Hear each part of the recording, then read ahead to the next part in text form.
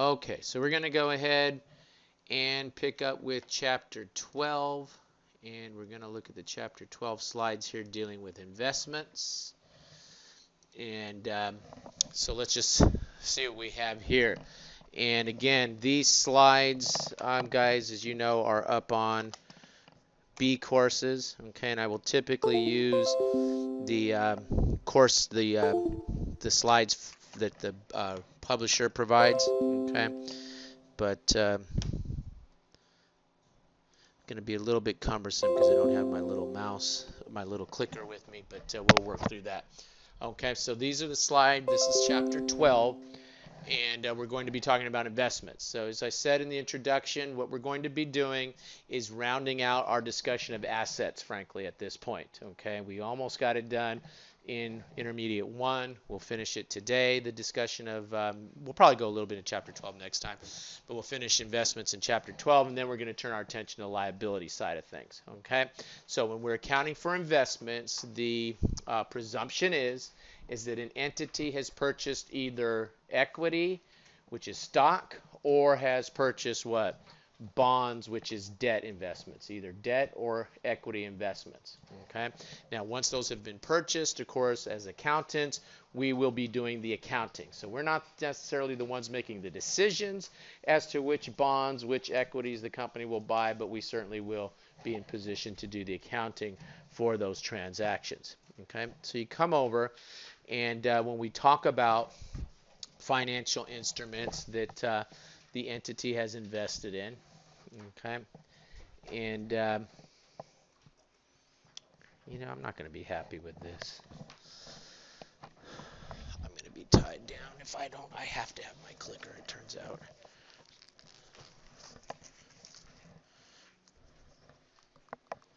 This is the one that has the batteries in it.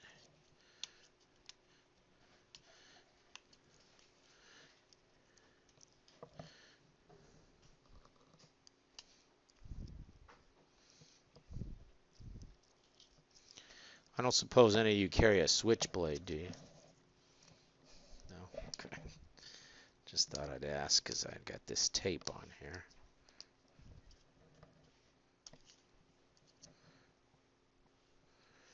Once I can get the batteries out of here, I can go from there with the other one.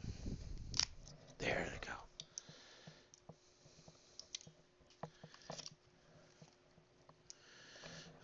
Okay.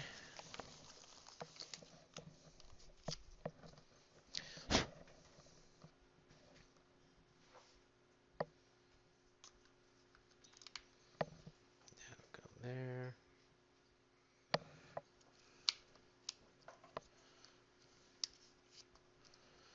Take this. And I can put this here.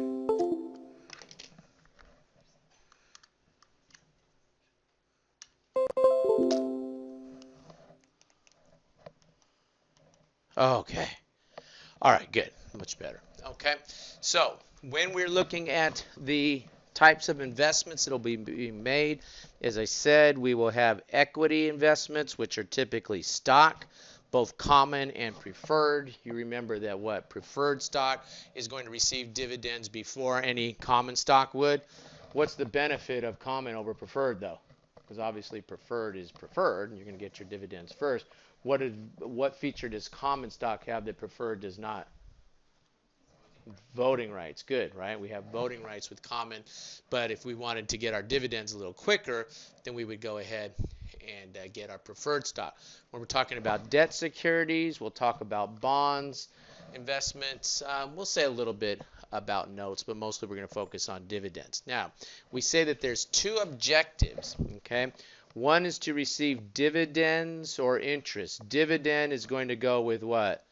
The stock. Interest is typically going to come from the bonds, the notes. Now, we could also decide to invest because we want increases in market price, right? So I don't know, maybe if you had bought Apple, 20 years ago or something, you wouldn't be here right now, right? As that's increased in value over the years, right? Okay. Now, which one would you prefer? dividend interest or growth stock? Which one would you invest in?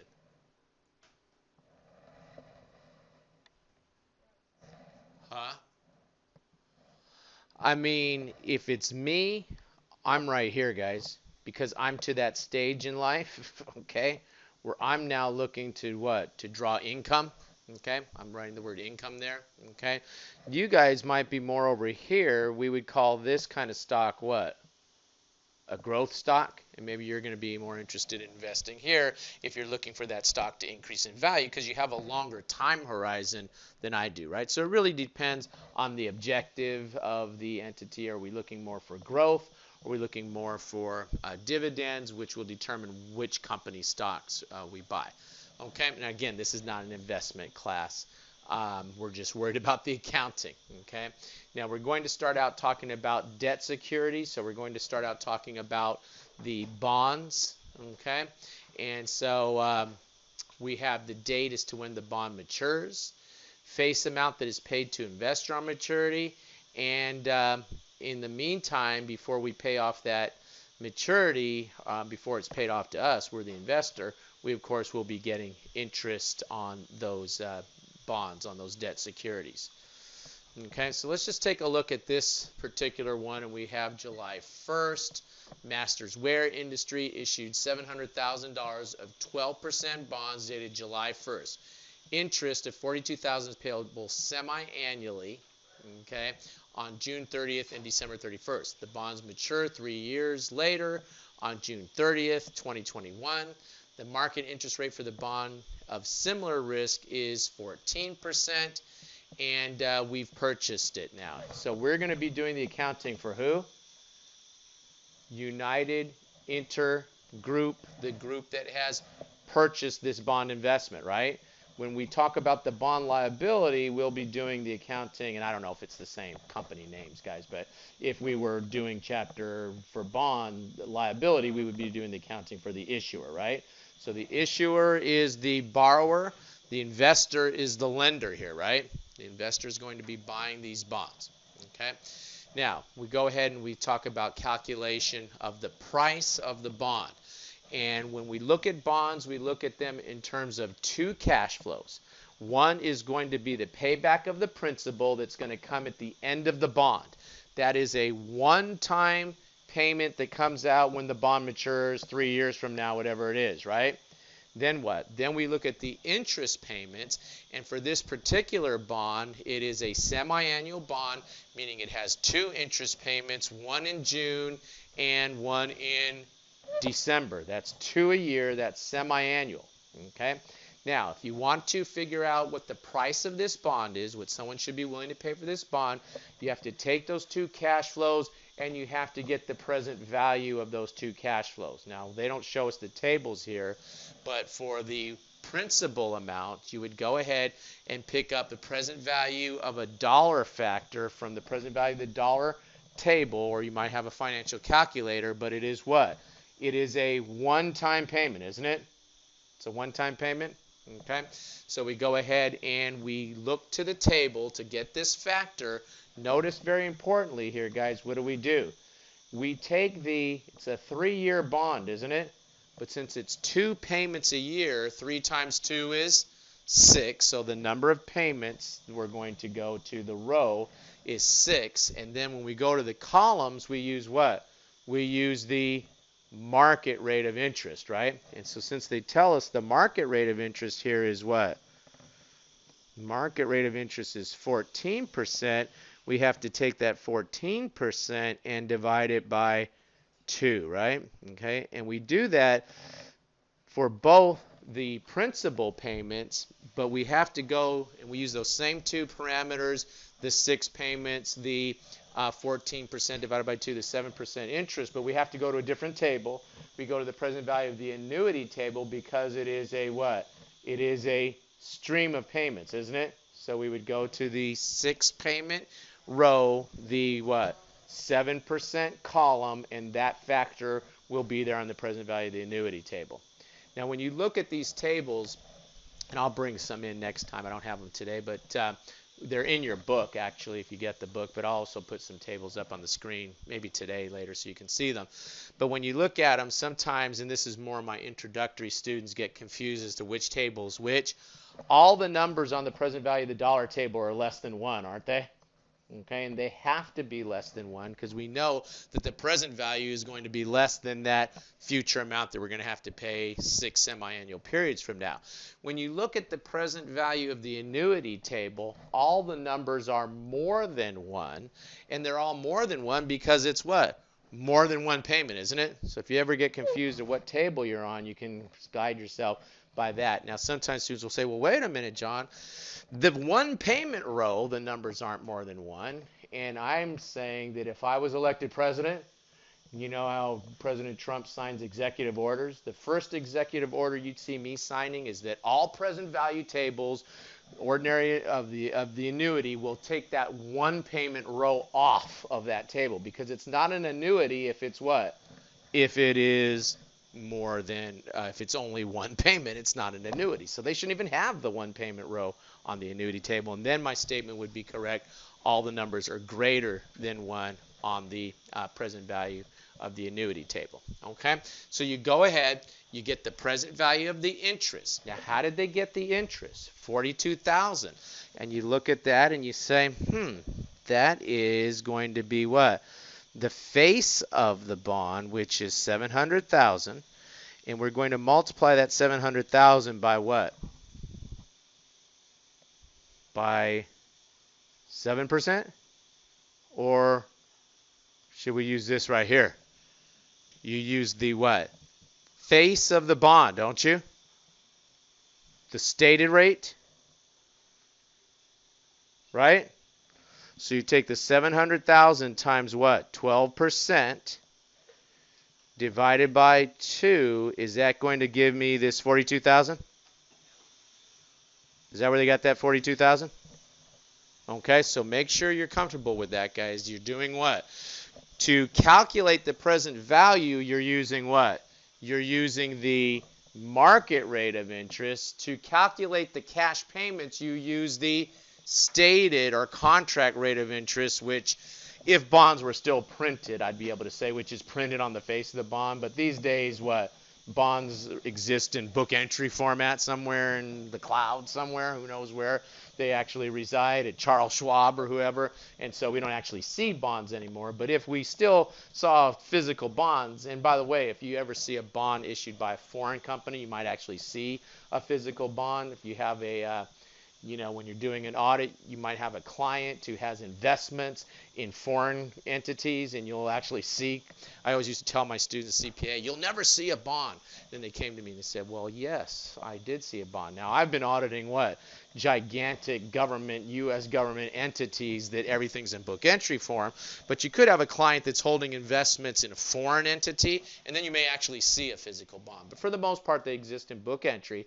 But the what? The stated coupon rate that's on the face of the bond, we use that to calculate the cash. To calculate the what? Present value of those cash payments, those 42,000 annuity, we're going to do what? We're going to use the, everybody?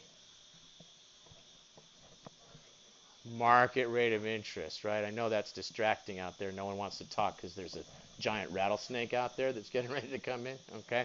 So we would use what? We would use market for the present value, but stated amount, coupon rate, to figure out the amount of cash interest. Question? Okay, good.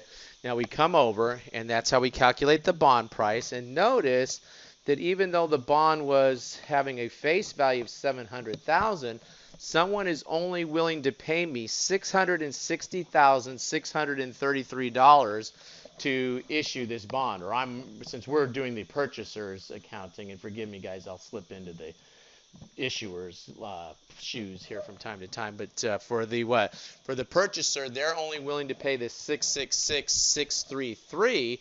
It's less than face, and it's less than face that the person is willing to pay because what? Because the market rate of interest is more than the stated rate, right? Nobody wants this bond. Nobody's willing to buy this bond for $700,000 because they're going to sit there and say, well, wait a minute, your stupid bond is only paying me 12% when the market's giving 14%. I'm not paying you full price for that bond, so what are they going to do? They're going to purchase it for less than face, aren't they? Now, I'm going to have to pay back I keep forgetting who I'm doing the accounting for here. The issuer is going to have to pay back what?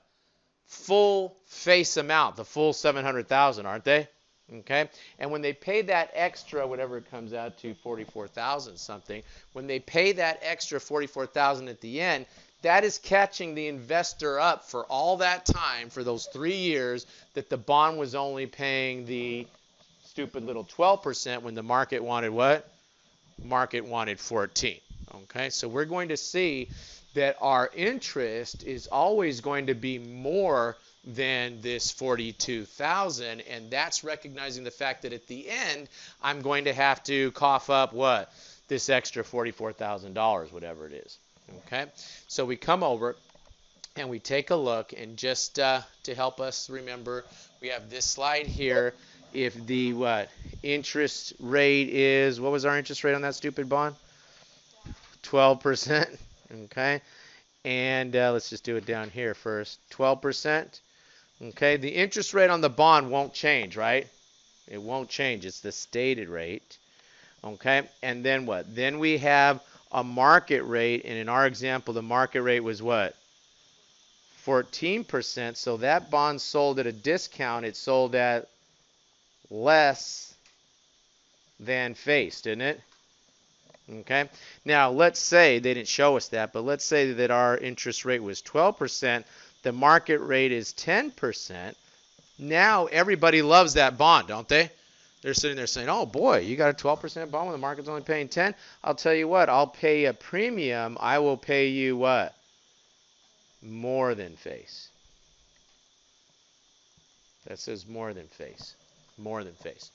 Okay? Question on that? Okay, good. But we're going to be dealing with the investment here for this discount bond. And when we go ahead and buy the bond, notice we debit investment in bond $700,000. We credit the cash, obviously, for the cash that we got. We got that cash by taking the present value of the interest, present value of the principal, discounted at what? The market rate of interest. That's where we got that number from, right? And the difference is going to be called discount on bond investment, and we credit this $33,367. Now be careful, guys. Remember, we're doing the accounting for who? For the investor here. So this looks mirror image of maybe what you studied when you looked at bond liability, right? This is a bond investment now. It's an asset, okay? So if I go ahead and I prepare the balance sheet, right? And I'm going to be in the asset section. I'm going to show investment in bonds. I'm not going to write the whole thing out of how much? 700,000. And then I'm going to show the discount. And the discount here they're telling me is a credit of 33,367. So the net carrying value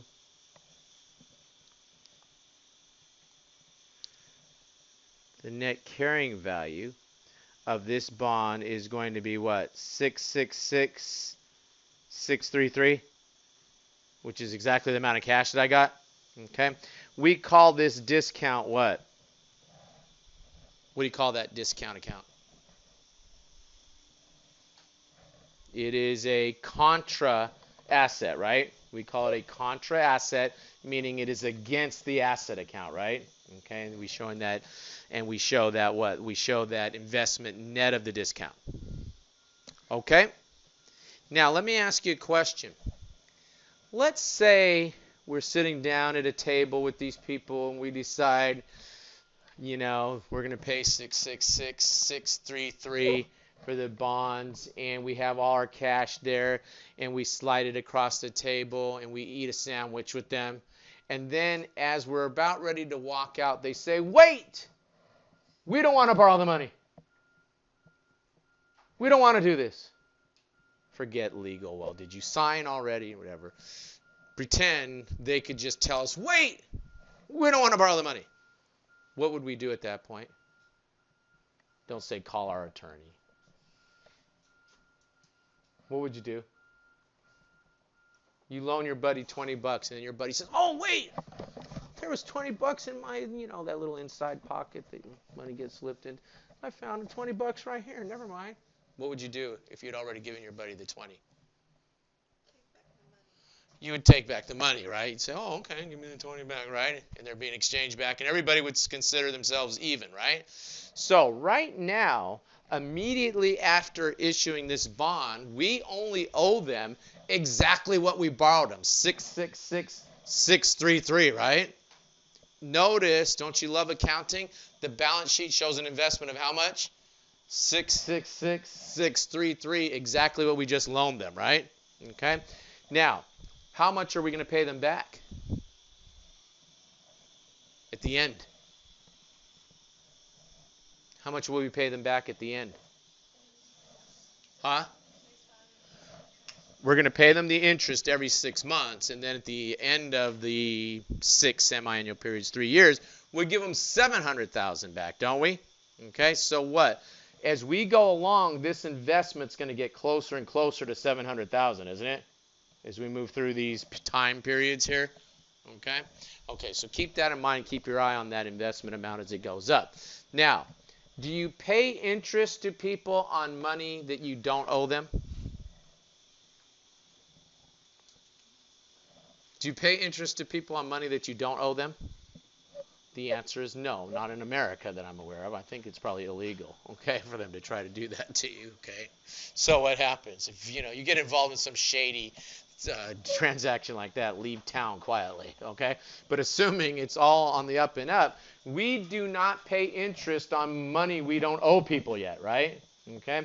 And so what happens? When we calculate this interest for the first 6 months, we're going to calculate on the amount we owe them, which is the money we borrowed from them at this point, right? Excuse me. Again, we're doing the accounting for the investor. So they're going to pay us interest on the money we loaned them, right? Okay, that we invested in with them. Okay, so you come over and, let's just take a look at this question. Chan Inc. purchased bonds for $800,000 that have a maturity value of $900,000. Chan's journal entry to record the purchase would include what? Let's just do the whole transaction. How much did they purchase it for?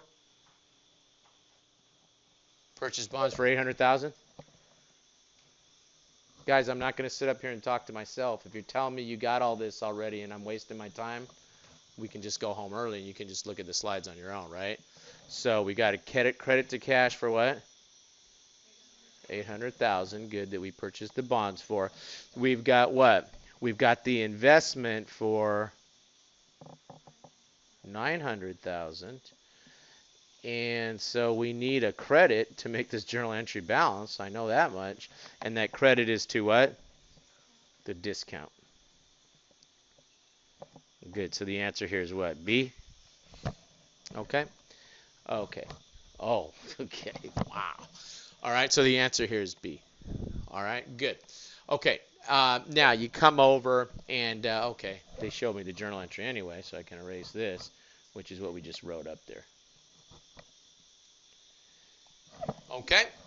Okay, good. Now we come over and we calculate the cash interest. We're going to pay $42,000 every 6 months on this bond. We take what?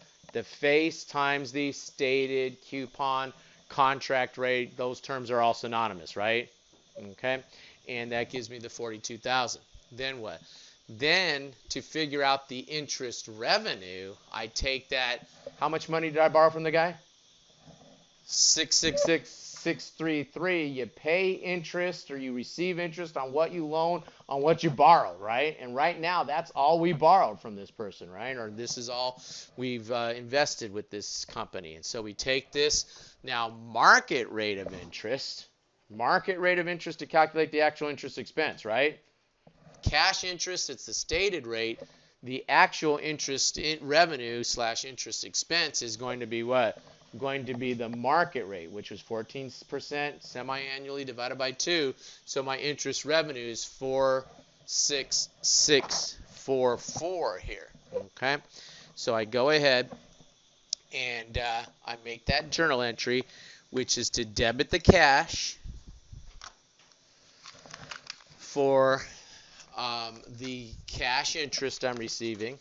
I go ahead and I credit my interest revenue for the calculation that we made by taking the carrying amount of the bond and multiplying it times the market rate of interest. And then, of course, I debit the cash because they're paying me $42,000 cash. Now, if we take a look at this, I'm going to put this up on the board. We're going to have the balance sheet. And before I do the balance sheet, let's just go ahead and let's tee up the discount. And so when I went ahead and I first purchased the bond, I had credited the discount for what? $33,367. Okay, so it had a balance of $33,367. That was my original credit to the bond when I purchased it, right? Okay. Now when you look at this journal entry, they're telling me that I would debit the discount, and I'm going to debit the discount for 664. And so right now the balance in the discount account is $28,703. Am I good on my math? $28,703. Okay, that's the amount in the discount. Now if I go ahead and I prepare my balance sheet right now, I'm going to show the investment. How much is the investment, guys? Don't use your imagination. Nothing's happening in the investment account. I'm still carrying the $700,000, right? In accounting, you don't use your imagination unless what? Unless I tell you to. Otherwise, don't use your imagination, okay? The discount now, don't use your imagination. How much is the discount? $28,703. Discount is a contra, so it's subtracted off. So the net carrying value of this investment is how much? Calculators. Calculators. $671,297. Hello? What? Calculators, guys. This class, you bring calculators and you participate. Okay? If you sit here and you just watch me do it, you think, oh, I'm really understanding this. I'm really going to be good at this. I went and watched people work out last night. Look what it did for me. Okay? You have to what? You have to actually do it, don't you? To get the benefit from it. So work along with me here. But notice what? It's now 671,297. Has the carrying value of this investment gone up? Has the carrying value of the investment gone up? It was this what? 666 whatever 633, wasn't it? It's gone up from that to what? 671 something. It's gone up, and it should go up because what? Because I'm going to get 700,000 when this thing matures, right? Question, guys? In the back? No? Seemed like you had a question. No? Okay. Hello? We're good? Okay. Okay, good. Now, at this point, I would go ahead and I would go into the next 6-month period with this as the carrying value. And when I calculate my interest revenue the next 6 months, I'm going to do what? I'm going to multiply this times the new carrying value, right? Okay, and this is how we'll go along with this. Okay, so we come over and you can see that we have now this full-blown table here in which we're going to calculate our cash interest. That's our first period. We just calculated that. Here comes our second 6-month period. There's my number 671,297, right? That gives me the cash revenue. And notice, I mean, not the cash revenue, but the actual interest revenue. Cash is going to be what every single time? 42,000. The cash interest is always based on the what?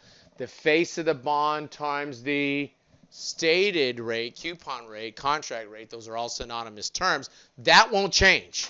So that 42,000 is like your best friend, isn't it? It never changes. What do you say to your best friend? Promise me you'll never change. Okay, 42,000 promises it'll never change. It'll always be 42,000 for this bond, right? Okay. Okay, good. Now we come over and notice we take the what? Market rate of interest, the what? 0.07. The stated rate was 0.06. The market rate is 0.07 times the new carrying value. That gives me my new interest revenue for that next 6-month period, doesn't it? The difference between that and what? And the cash interest is going to be the amortization of the discount. And since my discount was decreasing the carrying value of the bond, as I amortize that discount down, then the carrying value should go up every 6 months by the amount of the discount amortization, shouldn't it? Right? The discount was a subtract from the bond. If I make the discount less, the carrying value is going to go up by the amount of the discount amortization, right? Okay. Now, you look at that and you say, okay, if you say so, John, but intuitively, you know it's got to go up. I mean, that much you know for sure, because how much are we going to receive at the end of this? The full 700,000, right? Okay, we would just continue on like that. Okay, now these amounts right here, guys, that the bond has as a carrying value every 6 months is called the carrying value of the bond is going to be used here, and we're going to call that amortized cost. We call that amortized cost for this investment because it's what it cost us, which was the original amount, the 666,633, but as we're amortizing that discount down, it's going to change period to period. So we call this amount right here the amortized cost of this bond. Okay, remember that term, amortized cost. Questions so far? Okay, good. Now, that's the easy part, which is to sit there and calculate the interest revenue every 6 months, taking the new carrying amount and multiplying it by the what? Market rate of interest, right? That's our interest revenue. That accounting is pretty straightforward. But we're going to have to also look at changes in market value of this bond over the time the bond is outstanding. Now, why would the market value of a bond change? The market interest changes, right? What happens? What's your name again, sir? Say it one more time. Arthur. Sorry, Arthur.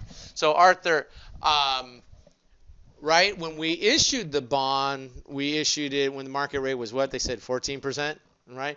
What happens if the market rate of interest starts to climb 15%, 16%, 17%? Do people like my bond anymore? I'm happy. The issuer's happy, but the investor's thinking, oh, this is a lousy bond. Nobody wants to buy it. Price is going to go down, right? If interest rates start to drop, everybody's loving that bond, right? And the investor's going to say, I'm hanging on to this, right? Meanwhile, what? The issuer's thinking, I hope I have a call option on this bond so I can get this stupid thing off the market, right? Okay, but we'll talk about that in a later chapter. Good. But as the market rate fluctuates, the what? The price of the bond will fluctuate, okay? Now, if I'm going to hold this bond to maturity, do I care? Doesn't matter. Doesn't make any difference to me. If I'm going to hold the bond to maturity, the interest rates can do whatever they want. I don't care because I ain't selling this bond, right? Think about it if you bought a house and you know the price was this amount and the interest rate is 3% or something, right?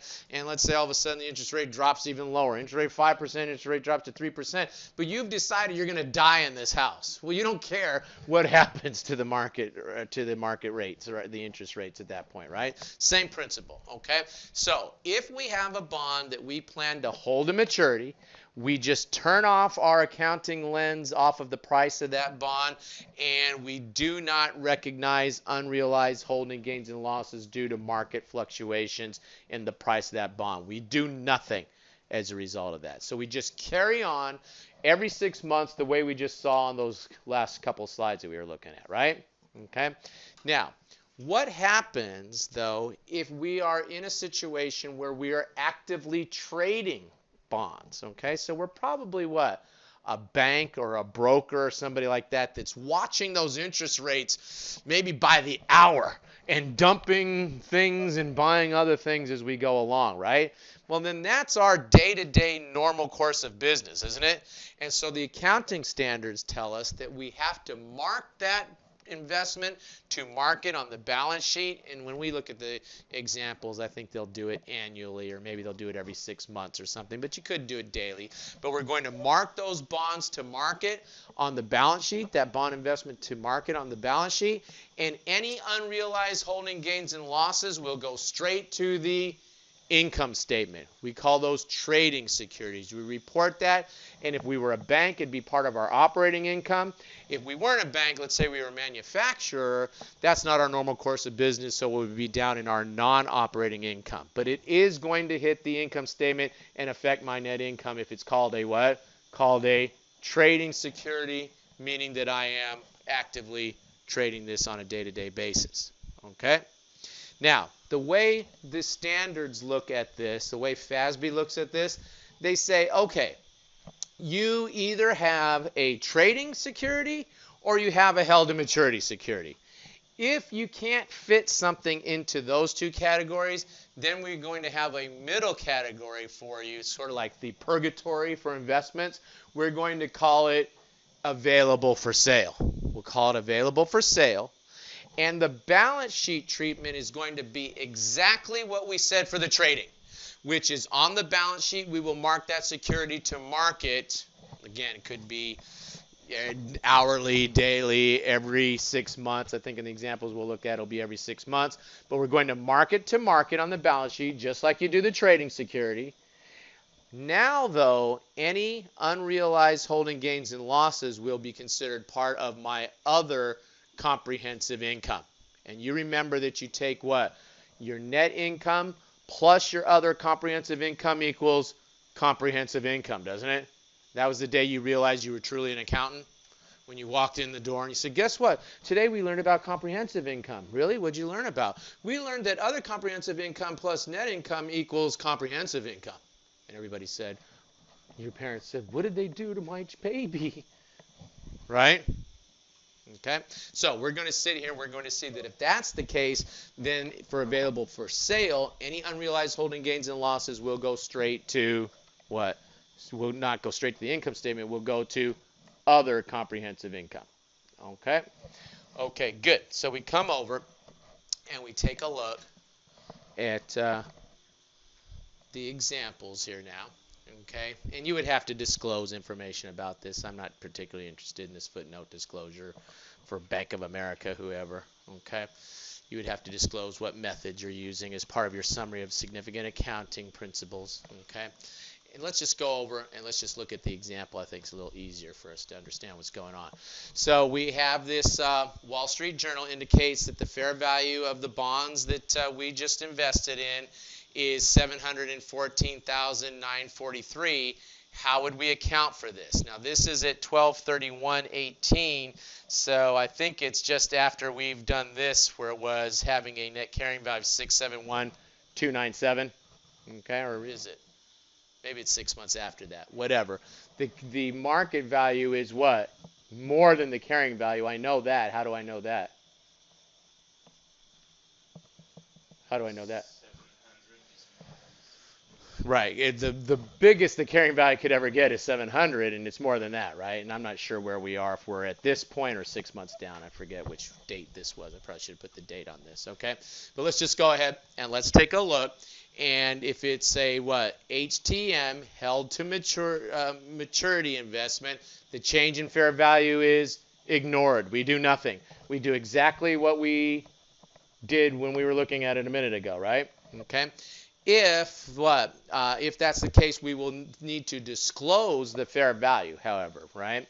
And disclosures about fair value are commonplace now. Okay, there was a time where that was a big deal. Should we disclose the fair value or not? Now that's obviously commonplace to do that, and we're literally going to do some accounting around fair value if it is if it is a a trading or a available for sale security. Okay, now you come over and let's say that they decide to sell this investment. Okay, now they say due to unforeseen circumstances. Why? Why did they have to say that, due to unforeseen circumstances? Are they just trying to be dramatic in their writing? Why do they say due to unforeseen circumstances? They're trying to say that their primary goal wasn't to trade the bond. Yes, exactly. Okay, because you call it held to maturity, you have to have the positive intent and ability to hold that to maturity, don't you? Okay. If you were auditing a company and they told you that they were carrying a securities held to maturity, how would you audit their intent? How would you audit their intent? Would you say, stay still, I'm going to go deep into your mind to see what your intents are? How would you get to their intent? Not that this is the auditing class. How would you get to their intent? You'd put it in writing. There's something called a management representation letter that you get in an audit, in which you would make them write down, for those securities that are held to maturity securities, we have the positive intent and ability to hold them to maturity. You literally make them put that down in writing, right? Okay. So, due to unforeseen circumstances here, though, they decided to sell the investment for $725. Okay. And so what happens? They would go ahead and they would debit the cash for $725. Okay. And I guess it was after the January transaction that the bond's discount was $28,703. So it was after that first interest payment, right? After the first interest payment. So they would debit the discount to get rid of the discount, to take that off the books. They would go ahead and credit the investment to get rid of that. And the difference between the carrying value of the bond and the price they sold it for is going to be the gain, isn't it? Okay, so you could also get to the gain by doing what? By sitting there and saying that the carrying value of the investment was this 671,297. How would I set that up? I'll write it on the screen. How would I set that up? Who wants to set that up? How much did I sell it for? 725,000 is the cash proceeds, right? And the carrying value was how much?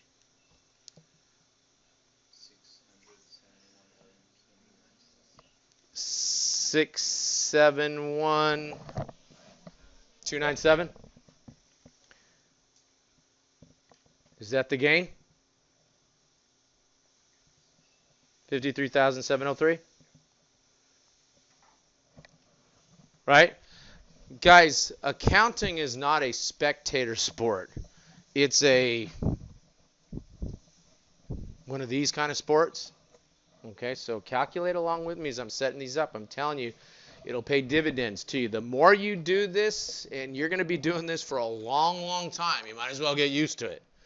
Okay, the more you do this, the better you get. Just watching is not the best way to do this, okay? But you could also get the gain that way, right? I'm just telling you, I could ask you a question, give you the same fact pattern, right? And you want to know how to calculate the gain. Are you going to have to do a whole journal entry to get the gain? Or could you do it by just saying what? Whatever you sold it for versus its carrying value is going to be the gain on this, right? Okay, okay, good. Question?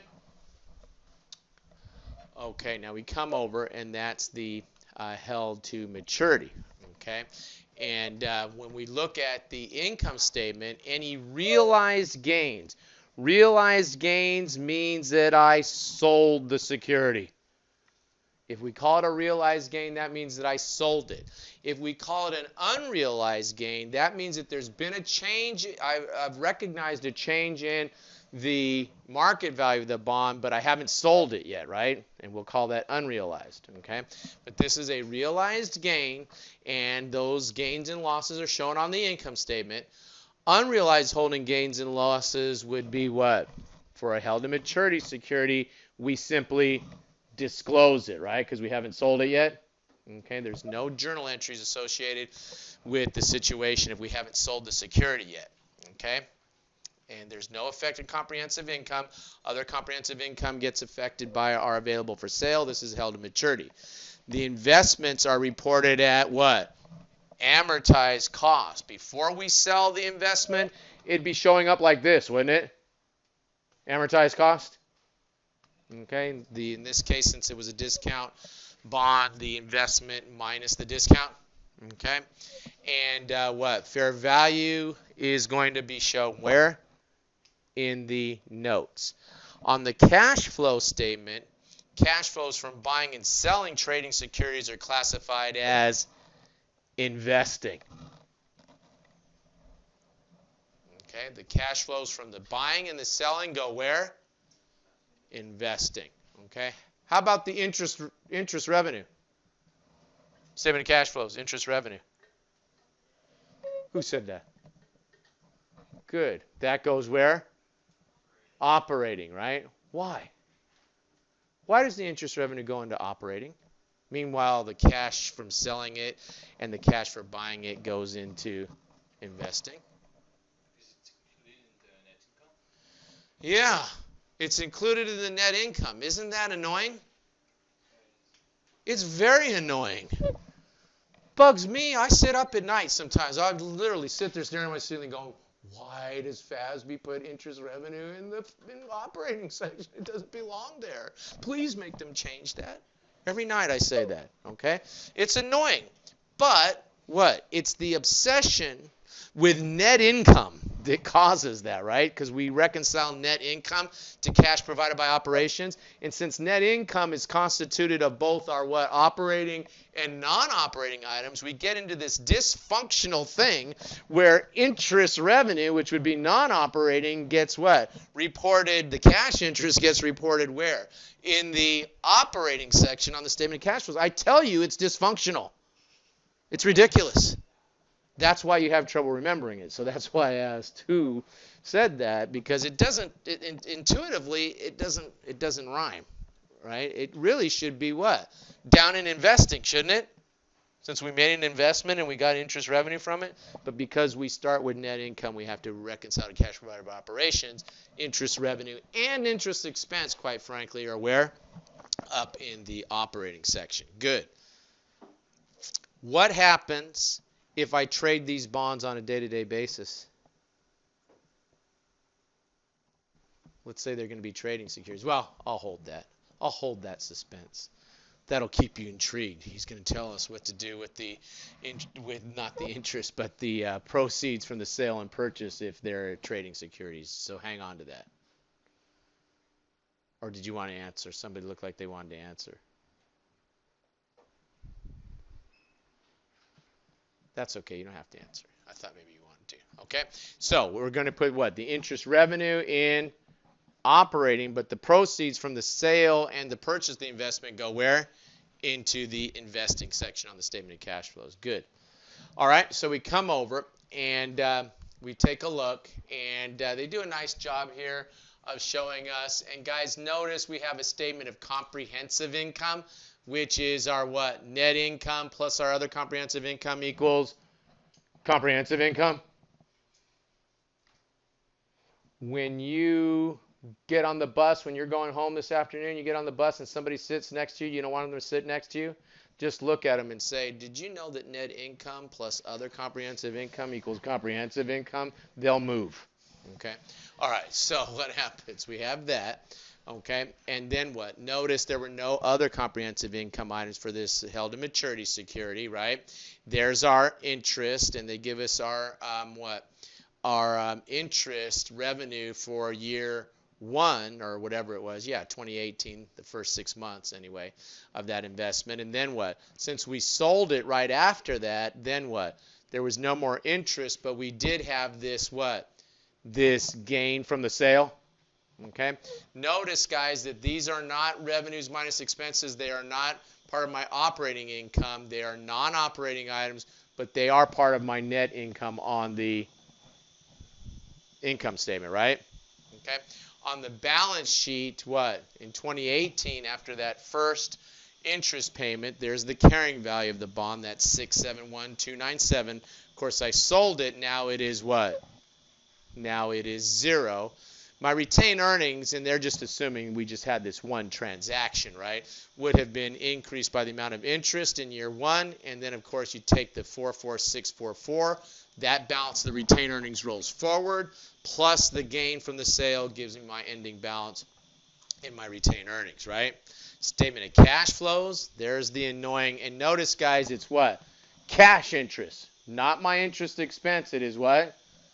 The cash interest that shows there, right? Now, this is a little annoying too, because what it would really show is my net loss, my net income. If this was the only transaction, what would my net income be? This is how it would really look on the statement of cash flows. If this was my only transaction for year 1, what would my net income be? Guys, it's right there. My net income is that, right? If that was my only transaction, that's my net income. So I would start with net income, wouldn't I? If I was doing the statement of cash flows and I'm in the operating section.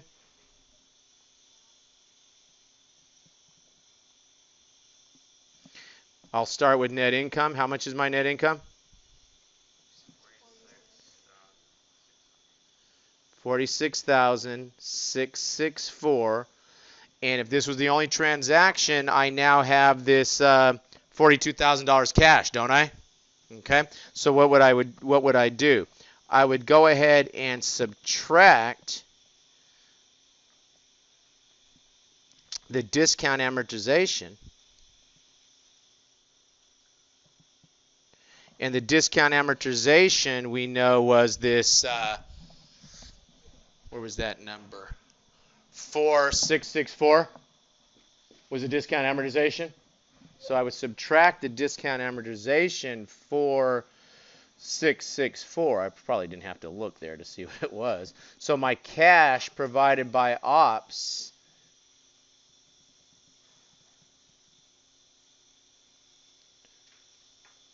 is actually the what? The 42,000? Yeah, we're talking indirect method here. Yes, that's correct. Yeah. I'm just showing you the indirect method. If it was the direct method, I think we do have to call out the interest, cash interest that was paid. We call it out in the direct method. Okay, but indirect method, most companies use indirect method, don't they? Okay, so we're a little bit indirect method centric, at the universities and stuff. Which method would FASB prefer entities use? Which method for the statement of cash flows has FASB called out as the preferred method? They've called out the direct method as the preferred because it's more informative. Cash paid to suppliers, cash received from customers, cash interest received, cash interest paid. It's much more informative, isn't it? but it's a little too informative in that now our competitors can say, I see that John Company is paying a little bit more cash to his suppliers. What's going on here? And start to dig into that and maybe get behind some of the operational aspects of my business that I prefer they not. And so FASB offered this other method, which reconciles net income to cash provided by operations, and it turns out that everybody just uses that method. In part, also that it conceals some things, but also it flows straight from the financial statements. You got an income statement, you've got a balance sheet, you can prepare a statement of cash flows from that income statement and balance sheet. So that's another reason that a lot of companies might choose the indirect method. Okay, so I'm just saying that to you so that when they say, cash from interest, you understand that it's not just, a number that's necessarily plopped there. You would derive it like that. Okay? Okay, good. Question? Okay, good. And then down in the investing, we have the cash flow going out for the initial investment, and then we have the cash flow coming in for that sale down in the investing section. Questions? What time does this class get out? 1 o'clock? Okay, good. Let's go ahead and let's take a look. And we say July 1st, 2018, Williams issued $600,000 of 10% bonds dated July 1st. Interest is payable semi-annually on June 30th and December 31st. The bonds mature in 10 years. The market rate for the bonds of similar risk is 12%. Is this bond going to issue at a premium or a discount?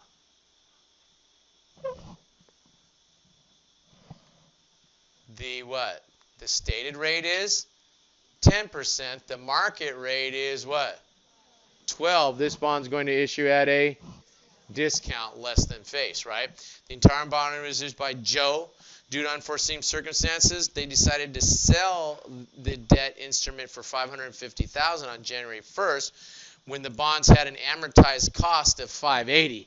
Now, if we wanted to make this a real interesting question, we could have sit there and gave you a present value table, made you do what? Calculate the purchase price of the bond, made you amortize a little of this discount, and then sold it and told you, what they sold it for, and you would have had to calculate the carrying value yourself, right? Wouldn't that have been more interesting? Okay, that would be probably a full-blown problem. Oh, on your test, we'll take the whole class period for that date that the test is going to be given, and it'll be 25 how long do we have? 2.5 hours. So maybe 20 multiple choice questions in one free response, unless you want 25 multiple choice questions. Think about it. I'm flexible.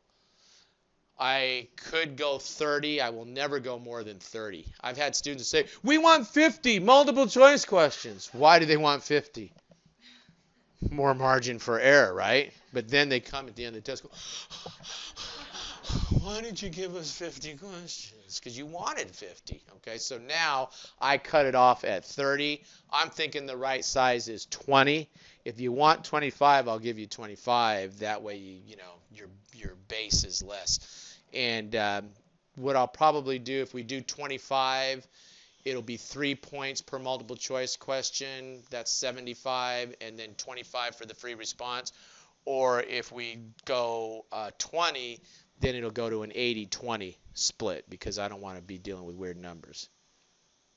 Like, 4.2 points per multiple choice I don't want to deal with. So it'll go up to 4 points. Okay? Okay, so that might be a full-blown question. But anyway, so they went ahead and they decided to sell the investment for $550, and the bonds have an amortized cost of $580. What would the sale include? Well, if you think a credit to cash is correct, because we're getting cash, right? So there's no way it's a credit to cash. How about a credit to the discount of 20? I don't know. I can't tell you for sure. How about credit to investment of bonds, $600,000? and debit to gain. Is it a debit to the gain? Huh? No. No, we're doing okay. We've got it's amortized cost is 580. Oh, I see. Amortized cost is 580 and we're selling it for 550. So you're right, we're going to have a loss here, right? Okay. But it's not a debit to gain. It would be a debit to loss, right? Okay. Sorry, guys. That never happens. Do we credit the investment for 600,000? Huh? Well, we got to get rid of this investment, don't we? We're going to take the investment off the books. Okay, so let's just go ahead. Let's take a look at that since we're not visualizing the journal entry. I think they probably give it to us here. So what's going to happen? We're going to debit the cash. We're going to debit the discount for 20,000. I guess I should have been able to figure out the discount, but if it had advertised cost of 580. But it's not going to debit the discount. It's going to do what? Credit the discount to get rid of it, right? And then what? Loss on sale. It's loss. It's not a gain, but we do have to credit the investment in bonds for 600,000, right? Okay. We debit the discount to get rid of it, not credit it. Okay. Okay, good. Let's go ahead then and let's stop right there. Okay, I'm going to stop there because I don't want to get into halfway into the stream here of trading and available for sale, and then we can't finish it. And meanwhile, it's helpful in the explanation if we can compare them. Okay, so next time we will pick up chapter 12. We'll finish that. I will put quizzes up for chapter 12, 13, and 14 so that you can start to see some of the quiz questions. So next time we'll finish chapter 12. We'll do the quiz for chapter 12, time permitting. We'll start to run into chapter 13, and we will be constantly behind on the syllabus throughout this whole class. And that's about how it goes. Okay? Question, guys?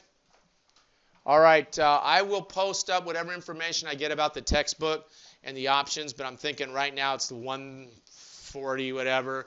No ebook. If you want the ebook, it's $80, but I'm going to call and follow up on that to find out, well, is there a set price for the full hard copy book if students want that?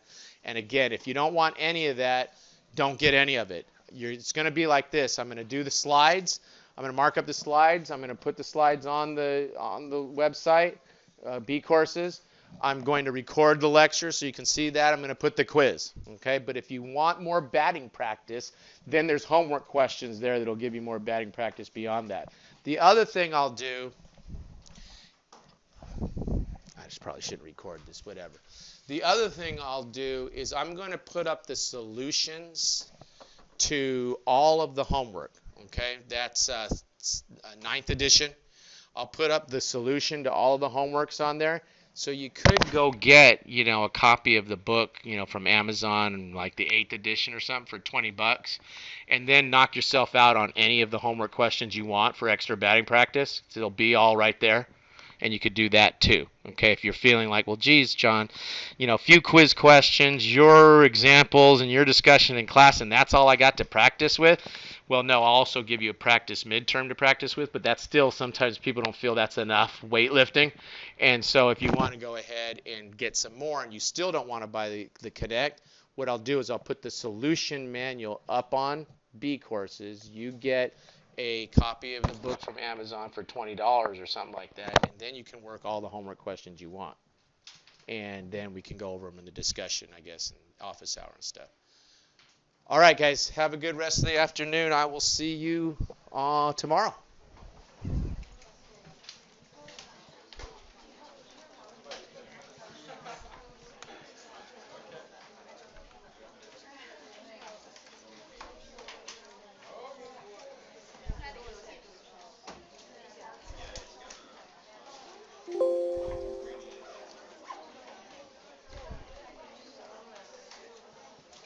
Thank you. Yeah. Thank you for participating. Appreciate it. Helps to make the class go. I just wanted to let you know that I will not be here on Friday and Monday. Okay. Okay. It's optional. Yeah. Okay. All right. Okay, thank you for letting me know. Okay, see you. Mm-hmm. If you say the homework is optional, how would you count the points for the homework? I'll just put them in.